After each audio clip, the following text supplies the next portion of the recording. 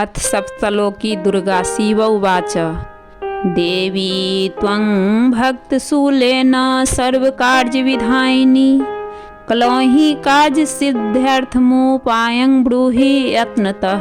देव उवाच श्रीनु देव प्रवक्ष्यामि कलौ सर्वेष्टसाधनं मया तवैव स्नेहाप्यां वा स्तुतिः प्रकाशते।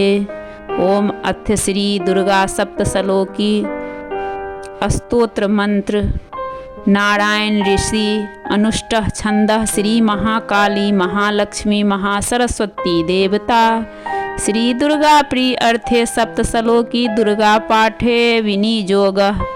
ओम ज्ञानी नाम पीचेतांसी देवी भगवती ही सा ब्लादा कृष्ण मोहाये महामाया प्रयक्षति दुर्गे अस्मृता हरसि भीतिं शेष जंतो स्वस्थै अस्मृता मतीव शुभाम ददासि दारिद्र दुख भय हारिणी का त्वदन्या सर्वोपकार कारणाया सदा दर्द चिता सर्वमंगल मंगल्ये शिवे सर्वार्थ साधिके शरण्ये त्र्यंबके गौरी नारायणी नमोस्तुते शरणागत तीनाथ परित्राण प्रायणे सर्वस्यार्ति हरे देवी नारायणी नमोस्तुते सर्वस्वरूपे सर्वेशे सर्वशक्ति समन्विते भयभेस्त्राहि नो देवी दुर्गे देवी नमोस्तुते